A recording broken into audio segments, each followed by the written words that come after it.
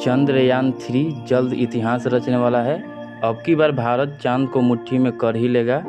चंद्रयान 3 के सफलता से नया इतिहास रचेगा भारत। जी हाँ दोस्तों, इसी महीने के 14 तारीख को चंद्रयान 3 की चांद की यात्रा शुरू हो जाएगी और इस बार का चंद्रयान मिशन पूरी दुनिया को दिखा देगा कि भारत स्पेस में भी आगे है। तो चलिए आज के वीडियो में आपको चंद्रयान मिशन के बारे में जानकारी देते हैं ताकि आप भी भारत के इस प्राउड मोमेंट का हिस्सा बन सके। तो बस बने रहिए वीडियो के अंत तक। दोस्तों 2019 का वो शनिवार याद होगा जब पीएम मोदी सुबह सुबह बेंगलोर के इसरो हेड ऑफिस पहुंच गए थे। उसी समय चंद्रयान 2 चंद्रमा के सतह पर उतरने वाला था। तभी लैंडर विक्रम से इसरो का संपर्क टूट गया था। भारत का वो मिशन चंद्रमा के सतह से 2.1 किलोमीटर दूर रह गया था और आखिरी पल में चंद्रयान 2 का 47 दिनों का सफर असफल रहा। उस वक्त चंद्रयान 2 के लिए सालों से मेहनत कर रहे सभी वैज्ञानिकों की आंखें नम थी। इसरो के चीफ के सिवान अपने आंसू नहीं रोक पाए। पीएम मोदी ने उन्हें गले से लगाकर दिलासा दिया था। इसरो एक बार फिर चांद को छूने का ख्वाब सजाने लगा है और अब उन सपनों का साकार होने का वक्त आ गया है, क्योंकि 14 जुलाई 2023 को इसरो 2:35 पर आंध्र प्रदेश के श्रीहरिकोटा स्थित सतीश धवन स्पेस सेंटर से चंद्रयान 3 लॉन्च करेगा। चंद्रयान 3 23 से 24 अगस्त तक चंद्रमा के सतह पर सॉफ्ट लैंड करने का कोशिश करेगा। चंद्रयान 3 चांद पर जाने के लिए पूरी तरह से तैयार है। पिछले कुछ दिन पहले ही लॉन्चिंग व्हीकल LVM-3 में फिट किया जा चुका है। चंद्रयान 3 का कुल बजट 651 करोड़ के आसपास है। अगर चंद्रयान 3 का लैंडर चांद पर उतरने में सफल होता है तो भारत ऐसा करने वाला चौथा देश बन जाएगा। इससे पहले USA, चाइना और रसिया ये कारनामा कर चुके हैं। इसरो के पास इस बार गलती करने की कोई गुंजाइश नहीं है। चंद्रयान 2 के गलतियों से सबक लेते हुए चंद्रयान 3 में सुधार की पूरी कोशिश की गई होगी।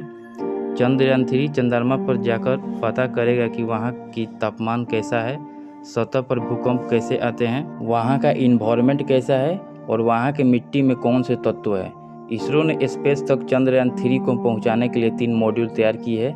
चंद्रयान 3 में मॉड्यूल के 3 हिस्से हैं: लैंडर मॉड्यूल, प्रोपल्शन मॉड्यूल और इंटीग्रेटेड मॉड्यूल।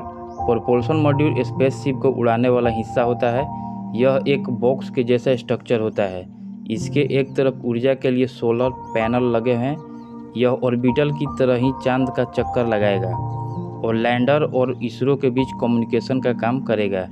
इसके ऊपर एक बड़ा सा सिलिंड्रिकल स्ट्रक्चर है जिसे इंटर मॉड्यूल एडाप्टर कोन कहा जाता है। यह लैंडर को माउंट करेगी। इसके बाद आता है लैंडर मॉड्यूल। स्पेसशिप को चांद पर लैंड कराने वाला हिस्सा है। इसमें 4 पैर भी होते हैं और इसमें लैंडिंग थ्रस्टर होगा जो कि इसे ठीक से लैंड कराने में मदद करेगा। लैंडर का वजन 7552 kg है। रोवर यह भी एक इम्पोर्टेंट मॉड्यूल है। यह चंद्रमा पर घूमकर जानकारी कलेक्ट करने वाला हिस्सा है। इसका वजन 26 kg रखा गया है। इसके साइड में सोलर पैनल लगे होंगे जो इसे काम करने के लिए एनर्जी प्रदान करेंगे। चंद्रयान 2 में इन तीनों के अलावा एक हिस्सा और भी था जिसे ऑर्बिटल कहा जाता है। उसे इस बार नहीं भेजा जा रहा है। चंद्रयान 2 के ऑर्बिटल पहले से ही चंद्रमा का चक्कर काट रहा है। अब इसरो इसका इस्तेमाल चंद्रयान 3 में करेगा।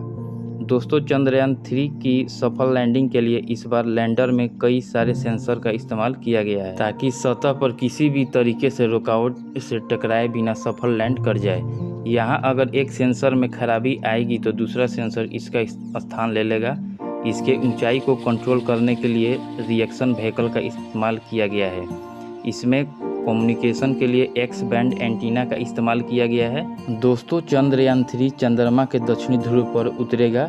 यह चांद का वह हिस्सा है जिसे आज तक बहुत कम एक्सप्लोर किया गया है, क्योंकि यह हिस्सा पृथ्वी के संपर्क में बहुत कम आता है और यह वह जगह है जहां चंद्रयान 1 ने पानी की खोज की थी। चंद्रयान 3 के लैंडर का नाम विक्रम ही होगा जबकि रोवर का नाम प्रज्ञान होगा। ये रोवर बिल्कुल चंद्रयान 2 के तरह ही चंद्रमा के सतह पर उतार दिया जाएगा। ये 6 पहियों वाला आयताकार रोवर होगा जिसमें कई सारे नेविगेशन कैमरे होंगे। इसमें एनर्जी के लिए सोलर पैनल और कम्युनिकेशन के लिए एंटीना भी मौजूद होगा। रोवर पहले लैंडर को डाटा ट्रांसमिट करेगा। उसके बाद लैंडर प्रोपोर्शन मॉड्यूलेट को डाटा भेजेगा। उसके बाद ये डाटा इसरो तक पहुंच जाएगा।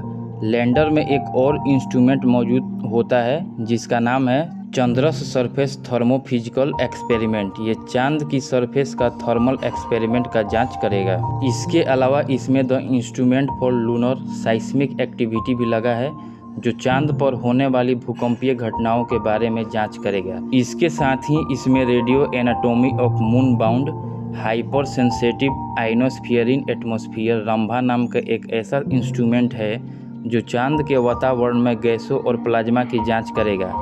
लैंडर चांद पर एक लूनर दिन तक रहेगा। एक लूनर दिन धरती के 14 दिन के बराबर होता है। चंद्रयान 3 के लैंडर के सतह पर लैंडिंग के लिए जरूरी है कि वहां सूरज निकलता हो। लैंडर के लिए सनलाइट जरूरी है। चांद पर 14 दिन से 15 दिन तक सूरज निकलता है और बाकी के 14 से 15 दिन सूरज नहीं निकलता है। दोस्तों, कुल मिलाकर चंद्रयान 3 का लक्ष्य वह डाटा कलेक्ट करना है जिससे हम चांद पर मानव बस्ती बसा सके। तो दोस्तों, ये थी आज की वीडियो। अगर वीडियो अच्छी लगे तो वीडियो को एक लाइक और चैनल को सब्सक्राइब जरूर कर दें।